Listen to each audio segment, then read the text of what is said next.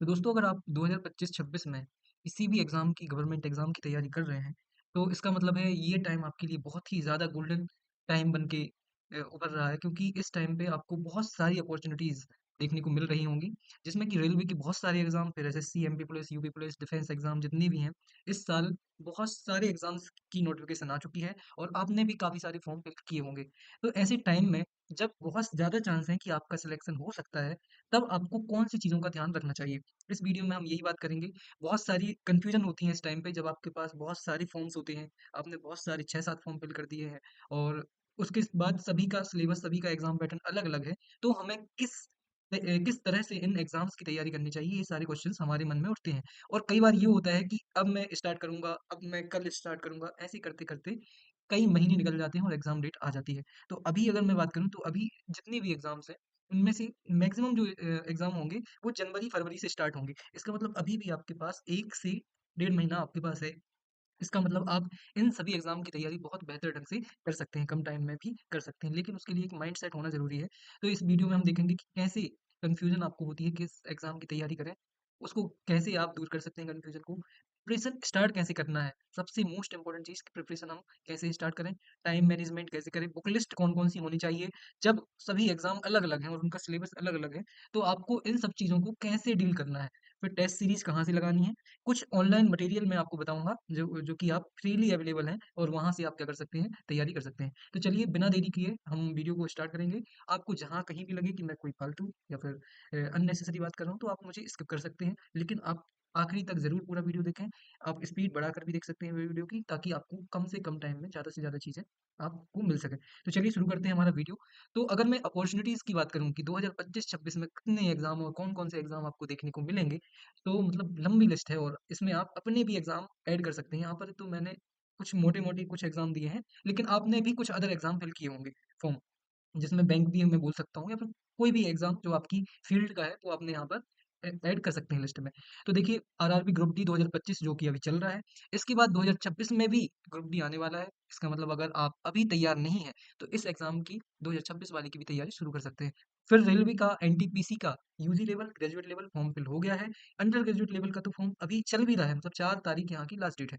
तो ये भी आप फॉर्म फिल कर सकते हैं। फिर रेलवे टेक्नीशियन एएलपी इन दोनों की वैकेंसी ऑलरेडी आ चुकी है और टेक्नीशियन का एग्ज़ाम अभी नहीं हुआ है। एएलपी 2026 भी आने वाला है। फिर अगर हम एसएससी की बात करें तो मोस्ट पॉपुलर एग्ज़ाम है एमटीएस, सीएचएसएल, सीजीएल ये तो होते ही हैं। तो 2026 में भी फिर से होंगे और वैकेंसी बढ़ने की उम्मीदें यहाँ पर देखने को मिल रही हैं। फिर यूपीएसआई की बात करूँ मैं, यूपीएसआई, यूपी कांस्टेबल, तो एसआई का एग्ज़ाम फॉर्म पहले ही फिल हो चुका है, अब इसका एग्ज़ाम होने वाला है। फिर वैसे ही कांस्टेबल भी कुछ ही महीनों में मुझे लगता है कि यूपी कांस्टेबल की वैकेंसी आ सकती है क्योंकि 2023 या 24 में एग्ज़ाम हुआ था तो इसके बाद से कोई एग्ज़ाम नहीं हुआ है। फिर अगर हम एमपी की बात करें तो एमपी में तो बल्ले-बल्ले चल रही है अभी, कांस्टेबल का एग्ज़ाम चल रहा है। फिर एसआई और एएसआई के एग्ज़ाम भी होने वाले हैं। तो इसका मतलब है बहुत ही ज़्यादा चांसेस हैं आपकी अगर आप तैयारी करते हैं तो सिलेक्शन होने के। फिर दिल्ली पुलिस कांस्टेबल का एग्ज़ाम बहुत जल्द इसकी डेट आ सकती है और इसका एग्ज़ाम भी जल्द ही आपको देखने को मिलेगा। अगर आपने फॉर्म फिल किया है तो आप तैयारी कर रहे होंगे। फिर आईबी एग्ज़ाम एक नया उभरता हुआ मतलब एक फ़ील्ड है और इसका एसीआईयू का सेकंड एग्ज़ाम कुछ ही महीनों में होगा और अभी आईबी एमटीएस का भी एग्ज़ाम फॉर्म मतलब की डेट आई हुई है, तो अगर आपने वो फॉर्म फिल नहीं किया है, तो वो भी फिल कर सकते हैं। फिर आप जितने भी अदर डिफेंस एग्ज़ाम जितने भी हो सकते हैं, वो आप यहाँ पर ऐड कर सकते हैं। तो आप देख सकते हैं कि कितना ज़्यादा स्कोप है 2025-26 के लिए क्योंकि ऐसा मौका फिर नहीं मिलना है और फिर आप 3-4 साल फिर भूल जाइए क्योंकि 2019 के बाद ऐसा मौका अभी मिल रहा है हमको कि इतनी सारी वैकेंसी एक साथ देखने को मिल रही है। इससे पहले 2019 में रेलवे की बहुत सारे फॉर्म फिल हुए थे, एसएससी ने बहुत सारी वैकेंसी निकाली थी। तो ऐसा मौका एमपी एमपी पुलिस की जितने भी एग्ज़ाम हुए हैं जिसमें कि मुख्यतः हमारा एमपी एसआई, एमपी एसआई तो ये भी 2019 2017 से नहीं हुआ है, ठीक है? तो 2017 के बाद अब मौका मिल रहा है। तो अब ये सोचिए कि अब नेक्स्ट मौका आपको कब मिलेगा?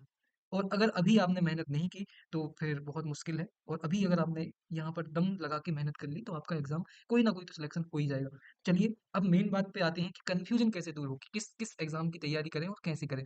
क्या सभी एग्जाम देने चाहिए आपको? तो मैं बोलूँगा हाँ, सभी एग्जाम की तैयारी करनी चाहिए आपको, सभी एग्जाम देने पड़ेंगे। लेकिन उससे पहले आपको पता होना चाहिए कि आपने कौन-कौन से एग्जाम फॉर्म फिल किए हैं और अगर फॉर्म फिल किए हैं तो उनकी आपको क्या करनी है, एक मेक अ मास्टर लिस्ट। आपको एक लिस्ट बनानी है जिसमें कि जितने भी फॉर्म आपने 2025 और 2026 में फिल किए हैं, उनकी एक लिस्ट बनाइए कि जैसे मैं अपना बता रहा हूँ, मैंने रेलवे एनटीपीसी 2026 में फिल किए हैं। Railway group D form fill किया है, फिर उसके बाद एमपीएसआई, एमपीए, यूपीएएसआई, ये सारे मैंने फॉर्म फिल किए हैं। तो मुझे क्या करना है, सबसे पहले एक लिस्ट बनानी है, एक पेज, एक डायरी लीजिए, और डायरी पे काम करना बहुत इंपॉर्टेंट है, क्योंकि जब तक आप पन्ने पर काम नहीं करेंगे, स्टार्ट नहीं करेंगे, तो वो दिमाग पे भी काम स्टार्ट होना शुरू नहीं होगा। तो सबसे पहले एक पेज लीजिए, उसमें आपको सारे एग्जाम की लिस्ट बनानी है जो भी आपने फॉर्म फिल किए हैं। उसके बाद आपको देखना है कि आपकी स्ट्रेंथ क्या है, और उनका सिलेबस देख के ही पता चलेगा आपको कि सबसे पहले आपको एक लिस्ट बनानी है उनके एग्जाम की, फिर उसके बाद उनका एग्जाम पैटर्न देखना है कि एग्जाम पैटर्न क्या है, किस एग्जाम में कितनी प्रकार का कितना किस किस टाइप के क्वेश्चन आते हैं वो आपको लिखने हैं। फिर उसके बाद आपको अपनी स्ट्रेंथ देखनी है, आपकी वीकनेस और स्ट्रेंथ ये आपको पता होनी चाहिए कि आपकी कमियां क्या हैं और आपकी जो मजबूती क्या है, ये पता होना बहुत ही ज़्यादा ज़रूरी है। फिर आपको सबसे पहले, मतलब ये मैंने यहाँ पर इस चीज़ को हाईलाइट क्यों किया है, ऑन योर फर्स्ट डे, अगर आप तैयारी आज से कर रहे हैं तो आज आपको मूक ज़रूर देना है।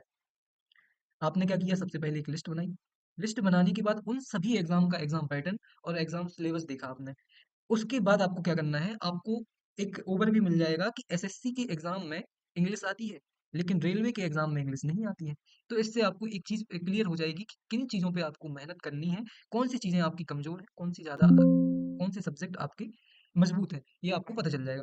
तो उसके बाद क्या करना है, उसके बाद आपको पहले ही दिन से, आपके एग्जाम फॉर्म फिल होने के पहले ही दिन से या फिर तैयारी शुरू करने के पहले ही दिन से आपको मॉक टेस्ट लगाना शुरू करना है। इससे और क्लियरिटी आपको मिल जाएगी कि आपकी इंग्लिश अच्छी नहीं है, या फिर आपकी जनरल हिंदी अच्छी नहीं है, या फिर आपका जनरल नॉलेज अच्छा नहीं है, मैथ्स अच्छी है, तो आप उस पे काम करना शुरू कर देंगे। तो पहले ही दिन आपको क्या करना है, मॉक टेस्ट लगाना है। मॉक टेस्ट आपको कहाँ मिलेंगे, आपको मिलेंगे टेक्स्ट बुक पर, आपको मिलेंगे गूगल पर, गूगल पर भी मॉक टेस्ट मिल सकते हैं, फ्री में अवेलेबल हैं, बहुत सारी वेबसाइट फ्री में मॉक टेस्ट देती हैं, तो वो भी आपको वहाँ पर मिल जाएंगे। फिर सबसे मेन जो इम्पोर्टेंट बात है, एग्जाम पैटर्न के बारे में आपको अवेयरनेस रखनी पड़ेगी। उसके बाद आपका एक कन्फ्यूजन दूर होगा कि किस एग्जाम में आपको किस लेवल की तैयारी करनी है। जैसे फॉर एग्जांपल मैं आपको बताऊं कि अगर मैं अपनी बात करूं तो मुझे मेरी इंग्लिश कमज़ोर है, ठीक है? मेरी इंग्लिश कमज़ोर है, मेरी मैथ्स, जीके और रीजनिंग काफ़ी मतलब ठीक-ठाक है। तो रेलवे एग्ज़ाम के लिए मैं सूटेबल हूँ। लेकिन अगर मैं एसएससी एग्ज़ाम की तैयारी करना चाहता हूँ, तो मुझे एक नया सब्जेक्ट अपनी प्रिपरेशन में ऐड करना पड़ेगा, वो होगा इंग्लिश, ठीक है? अगर मैं यूपीएसआई की तैयारी करना चाहता हूँ, तो ये मैं लिस्ट बना रहा हूँ, ठीक है? अगर मैं यूपीएसआई की तैयारी करना चाहता हूँ, तो जीके, जीएस, मैथ्स, रीजनिंग तो तीनों में सेम रहेगी। तो मुझे किस चीज़ की तैयारी करनी पड़ेगी यहाँ पर? यहाँ पर मुझे हिंदी की तैयारी करनी पड़ेगी। हिंदी एक्स्ट्रा जुड़ जाएगी इसमें। अगर मैं एमपीएसआई की बात करूँ, तो एमपीएसआई में सारी की सारी चीज़ें सेम है। कैसे? जैसे कि इसमें इसमें भी मैथ्स नहीं आएगी, यहाँ पर रीजनिंग आएगी, जीके आएगी, जीएस आएगी, जनरल साइंस आएगी। फिर उसके बाद यहाँ पर हिंदी आएगी, इंग्लिश आएगी, मतलब यहाँ पर मुझे हिंदी, इंग्लिश 2 नए सब्जेक्ट ऐड करने पड़ेंगे। फिर कंप्यूटर सभी में होता है। तो इस प्रकार से आपको क्या बनानी है, एक लिस्ट बनानी है। उस लिस्ट में आपको कौन से नए सब्जेक्ट पढ़ने हैं, उनकी भी लिस्ट बनानी है। जैसे आपने अगर हिंदी नहीं पढ़ा है, तो आपको क्या करना है, उसमें आपको ऐड करना है हिंदी। फिर आपको, अगर आपने इंग्लिश नहीं पढ़ी है, तो आपको वहाँ पर ऐड करना है इंग्लिश या फिर हिंदी। अगर आपने कंप्यूटर नहीं पढ़ा है, तो आपको क्या ऐड करना है, कंप्यूटर। तो इस प्रकार से आपको एक मोटा-मोटा अंदाज़ा मिल जाएगा कि आपको कितने नए सब्जेक्ट यहाँ पर पढ़ने पड़ेंगे। तो आपको सारे एग्ज़ाम देने हैं, लेकिन एग्ज़ाम देने से पहले एग्ज़ाम पैटर्न और एग्ज़ाम सिलेबस पता होना ज़रूरी है। फिर इसके बाद हम चलते हैं नेक्स्ट स्लाइड पर, यहाँ पर मैं आपको बताऊँगा कि स्टार्ट कैसे करनी है प्रिपरेशन। तो मैंने पहले ही बताया, सिलेबस देखो सबसे पहले। सिलेबस देखो, उनमें अंतर क्या है, वो पता करो। फिर कंपेयर एग्जाम नेचर, उनकी नेचर क्या है एग्जाम्स की। जैसे रेलवे की अगर बात करूँ, तो रेलवे में जो मैथ्स आती है वो एसएससी की तुलना में इजी होती है, ठीक है? और अगर मैं बात करूँ एमपीएसआई और यूपीएसआई, तो उसको भी मैं एसएससी से नीचे रखूंगा। तो यहाँ पर मैथ्स की बात करूँ, तो ये कंपेयर करना पड़ेगा आपको, और ये कब पता चलेगा, जब आप बहुत सारे previous year question daily solve करेंगे। तो पहले क्या करना है, सिलेबस देखना है आपको, फिर कंपेयर करना है अदर अदर एग्जाम को। और वो कैसे एग्जाम को कंपेयर करवाओगे आप, जब आप डेली मॉक टेस्ट लगाएंगे या फिर daily previous year question solve करेंगे। प्रीवियस ईयर क्वेश्चन सॉल्व करने के बाद आपको अपना लेवल पता चलेगा कि आप कहाँ पर हैं, आप कितनी पानी में हैं। ये पता करने के बाद आपको अपनी बेसिक्स कंप्लीट करना शुरू करना पड़ेगा। जैसे अगर मैं बताऊं कि रेलवे, एसएससी, एमपीएसआई, यूपीएसआई या फिर एमपी की जितनी भी एग्जाम है, यूपी के जितने भी एग्जाम हैं, उनमें कुछ चीजें कॉमन है। हिस्ट्री आपको पढ़नी ही पड़ेगी, ज्योग्राफी आपको पढ़नी ही पड़ेगी, पॉलिटी आपको पढ़नी ही पड़ेगी, फिर इकोनॉमी आपको पढ़नी ही पड़ेगी, जनरल साइंस आपको पढ़नी पड़ेगी, साइंस, कंप्यूटर। तो ये जो टॉपिक्स हैं, इनके आपको बेसिक्स कंप्लीट करने हैं। बेसिक्स कंप्लीट करने के बाद आपको अपनी वीकनेस, जो आपकी वीक पॉइंट्स हैं, उनको आपको देखना है कि आपकी वीक पॉइंट्स क्या है। अगर आपकी हिंदी वीक है, तो आपको हिंदी अपनी अलग से स्टार्ट करनी है, और वो पहले ही दिन से करनी है, क्योंकि वीक पॉइंट्स हमेशा आपको पीछे खींचेंगे। तो इनको अगर आपको पार करना है, और इन्हीं से आपका एग्ज़ाम सिलेक्शन होगा। तो सबसे पहले वीकनेस समझनी है कि आपकी कमज़ोरी क्या है। तो वीक एरियाज़ पता करने के बाद उन पे आपको तैयारी शुरू कर देनी है। तो क्या करना है, पहले सिलेबस देखो, फिर कंपेयर करो कि कितना एग्ज़ाम का नेचर क्या-क्या है और किस में कितने लेवल कितना टफ एग्ज़ाम आता है, किस एग्ज़ाम का जो मैथ्स है या फिर रीज़निंग है या फिर हिंदी है, उनकी लेवल में क्या अंतर है। तो ये कंपेयर करने से पता चलेगा। फिर प्रैक्टिस करना है आपको प्रीवियस ईयर क्वेश्चंस, जो कि आप टेक्स्ट बुक से ईज़िली बहुत सस्ती, मतलब 200 या ₹250 में 1 साल का सब्सक्रिप्शन लेके बहुत सारे टेस्ट आप, मतलब अनलिमिटेड टेस्ट लगा सकते हैं। कोई बंदिश यहाँ पर नहीं है। प्रैक्टिस करो पीवाईक्यूज, और मतलब 250-300 रुपए में अगर आपको 1 साल का सब्सक्रिप्शन मिल रहा है, तो क्या नुकसान, मतलब इसमें कोई नुकसान वाली बात ही नहीं है। तो ये यहाँ पर हो गई कि तैयारी कैसे शुरू होगी, ऐसे होगी। आपको सिलेबस देखना है और ये सब करना है। फिर नेक्स्ट बात आती है कि टाइम मैनेजमेंट, बुक लिस्ट और टेस्ट सीरीज की, कि यहाँ से सबसे पहले तो आपने देख लिया कि सिलेबस क्या है, लेकिन अब बुक्स भी तो देखनी पड़ेंगी ना। टाइम मैनेजमेंट आप सभी को पता है कैसे करना है, कम टाइम है आपके पास तो बहुत सारी चीजें देखनी है। तो उसके लिए सबसे पहले स्टार्ट करना पड़ेगा आपको बुक लिस्ट। तो जनरल अवेयरनेस के लिए मेरे हिसाब से लूसेंट सबसे बेस्ट बुक है, और लूसेंट के अलावा अगर आप कोई भी बुक जो आपको ठीक लगती है, कंटेंट सही लगता हो, तो वो आप प्रेफर कर सकते हैं। अगर आप रेलवे की तैयारी कर रहे हैं तो प्लेटफॉर्म की जितनी भी बुक्स होती हैं बहुत अच्छी होती हैं, लेकिन मैं आपको बोलूंगा कि आप लूसेंट ही प्रेफर करें। प्लेटफॉर्म भी प्रेफर कर सकते हैं, but Lucent is most important, मतलब सबसे अच्छी बुक है। और सबसे अच्छी बात है कि एक ही जगह पर आपको सारी की सारी चीज़ें मिल जाएंगी, जिसमें कि जनरल साइंस, मतलब सब कुछ यहाँ पर आपको मिल जाएगा। फिर अगर कोई चीज़ नहीं मिलती है, तो उसके लिए आप ऑनलाइन किसी ऐप से या फिर किसी बुक से टॉपिक वाइज़ चीज़ों को कंप्लीट करें। जैसे जनरल कंप्यूटर जो होता है, वो लूसेंट में काफ़ी कम दिया हुआ है, तो उसके लिए आप कोई और बुक प्रेफ़र कर लो। तो यहाँ पर मेरा कहने का मतलब है, बहुत सारी बुक्स नहीं लेनी है, लूसेंट सबके पास ईज़िली अवेलेबल हो जाती है, तो लूसेंट को ही प्रेफ़र करो। फिर हिंदी साहित्य के लिए मैंने जो पढ़ी है मैं वो बता रहा हूँ। आदित्य पब्लिकेशन की बुक आती है, बहुत ही अच्छी बुक है, और यूपीएसआई के लिए बहुत ही इंपॉर्टेंट है। यहाँ से काफ़ी क्वेश्चन देखने को मिलते हैं, और क्योंकि सिलेबस तो सेम ही, ग्रामर सेम ही रहने वाली है, चाहे वो एमपीएसआई में पढ़ो चाहे यूपीएसआई में, तो व्याकरण तो दोनों में सेम है। तो आदित्य पब्लिकेशन की बुक ले लो। और अगर नहीं ले सकते हो तो इसकी पीडीएफ भी गूगल पर अवेलेबल है, तो सर्च करिए थोड़ा सा आदित्य पब्लिकेशन जनरल हिंदी, सामान्य हिंदी, जैसे ही सर्च करोगे पीडीएफ के साथ, तो इसमें आपको इसकी पीडीएफ डाउनलोड हो जाएगी। तो ये बुक आप प्रेफ़र कर सकते हैं, बहुत ही अच्छी बुक है, कम शब्दों में और ज़्यादा से ज़्यादा प्रीवियस ईयर क्वेश्चन के साथ ये बुक अवेलेबल है। फिर इंग्लिश के लिए नीतू मैम, या फिर जो भी आप ऑनलाइन कंटेंट प्रेफ़र कर सकते हैं, वो कर सकते हैं। यहाँ पर मैम का नाम ना भी लिखें, जो भी आपको सही लगे वो आप प्रेफ़र कर सकते हैं। कंप्यूटर के लिए लूसेंट की बुक आती है, या फिर कोई भी बुक जो आपको सही लगे वो आप प्रेफ़र कर सकते हैं। मेरा मुख्य मकसद था जनरल अवेयरनेस के लिए, जो कि लूसेंट है, और वही आपको प्रेफ़र प्रेफ़र करनी चाहिए। फिर करंट अफ़ेयर के लिए तो स्पीडी, एडुटेरिया, ये सबसे इम्पोर्टेंट बुक है। इसको आप फिर भी इग्नोर कर सकते हैं एडुटेरिया को, क्योंकि कंटेंट बहुत ज़्यादा होता है। लेकिन स्पीडी को इग्नोर नहीं करना है। स्पीडी बहुत ही टू दी पॉइंट बात करती है, और यहाँ से काफ़ी सारे क्वेश्चन देखने को मिलते हैं। और मैं पर्सनली एग्जाम के 2 दिन पहले स्पीडी उठाता हूँ, और यहाँ से काफ़ी क्वेश्चन बनते हैं। तो ये स्पीडी बुक नहीं छोड़नी है। फिर ऑनलाइन कंटेंट में अगर मैं बात करूँ, तो मैं आगे बता रहा हूँ थोड़ी रुक के। तो ये भी मैं आपको बताऊंगा कि करंट अफेयर के लिए ऑनलाइन क्या करना है, ठीक है। फिर मैथ्स की बात करूँ तो रीजनिंग, मैथ्स और रीजनिंग के लिए आर एस अग्रवाल या फिर शारदा पब्लिकेशन की बुक्स जो है, बेसिक्स कॉन्सेप्ट कंप्लीट करने के लिए बहुत अच्छी हैं। तो अगर आपके बेसिक्स अच्छे नहीं हैं, अगर आप पे परसेंटेज बना के नहीं बन रहा है, निकाल के नहीं बन रहा है, या फिर आप पे चक्रवृद्धि ब्याज निकाल के नहीं बन रहा है, तो सबसे पहले बेसिक कंप्लीट करिए। बेसिक कंप्लीट करने के लिए ये 2 बुक्स बहुत ही प्यारी है, जिसमें कि मैं ईज़ी लैंग्वेज को देखूँ तो शारदा पब्लिकेशन सबसे बेस्ट बुक है, क्योंकि इसमें सारा का सारे सिलेबस बहुत ही कम शब्दों में और बहुत ज़्यादा से ज़्यादा क्वेश्चंस के साथ इजीली आप सॉल्व कर सकते हैं। तो शारदा पब्लिकेशन और आर एस अग्रवाल की दोनों ही सब्जेक्ट के लिए बुक अच्छी हैं, लेकिन मैं फिर बोलूँगा कि रीजनिंग के लिए आपको कोई बुक प्रेफर नहीं करनी है। आपको केवल मैथ्स के लिए कोई एक बुक प्रेफर करनी है। रीजनिंग आप प्रीवियस ईयर क्वेश्चन से और यूट्यूब वीडियोस से कंप्लीट करिए। यूट्यूब पर बहुत सारे बहुत अच्छे अच्छे टीचर्स अवेलेबल हैं, जो कि ईजी लैंग्वेज के साथ आपको जनरल जो रीजनिंग है वो कंप्लीट करा सकते हैं। क्यों आप मतलब एक बुक पढ़ेंगे? तो मेरे हिसाब से आप रीजनिंग के लिए बुक नहीं पढ़नी है।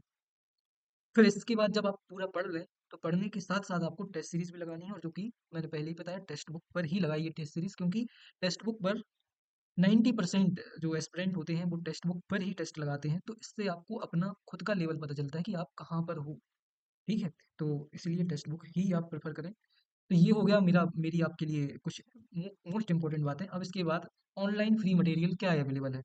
परमार एसएससी ऑनलाइन जो इनका ऐप है, यहाँ पर बहुत सारी इजी मतलब फ्री चीज़ें अवेलेबल हैं, जैसे कि previous year question subject wise जो होते हैं वो यहाँ पर अवेलेबल हैं। मैंने पहले भी जितने भी वीडियोस बनाए हैं वहाँ पर यहाँ इसका जिक्र किया है, और बहुत ही अच्छा कंटेंट है इनका। इसमें आप जो माइंड मैप होते हैं, माइंड मैप भी देख सकते हो, जिससे आपकी जो जनरल अवेयरनेस के सब्जेक्ट हैं, वो बहुत अच्छे से कंप्लीट हो जाएँगे। जैसे कि ज्योग्राफी हो गया, पॉलिटी हो गया, हिस्ट्री हो गया, ज्योग्राफी हो गया, तो ये सब्जेक्ट कंप्लीट हो जाते हैं परमार एसएससी तक। तो माइंड मैप वगैरह यहाँ से कंप्लीट कर सकते हो। फिर करंट अफेयर की बात करूँ तो ये फ्री कंटेंट की बात कर रहा हूँ, तो जीके टुडे का डेली करंट अफेयर जो आता है, अगर डेली करंट अफेयर भी नहीं करना चाहते हैं, तो डेली क्विज़ भी ये लोग डालते हैं, जिसमें आप मंथली क्विज़ लगा सकते हो। बहुत ही बढ़िया कंटेंट होता है और यहाँ से भी क्वेश्चन सीधे-सीधे मैंने देखे हैं कि यहाँ से क्वेश्चन बनते हैं। तो ये 2 फ्री मेरी तरफ से आपको एक बोनस पॉइंट है कि यहाँ से आप तैयारी को बहुत बेहतर कर सकते हैं।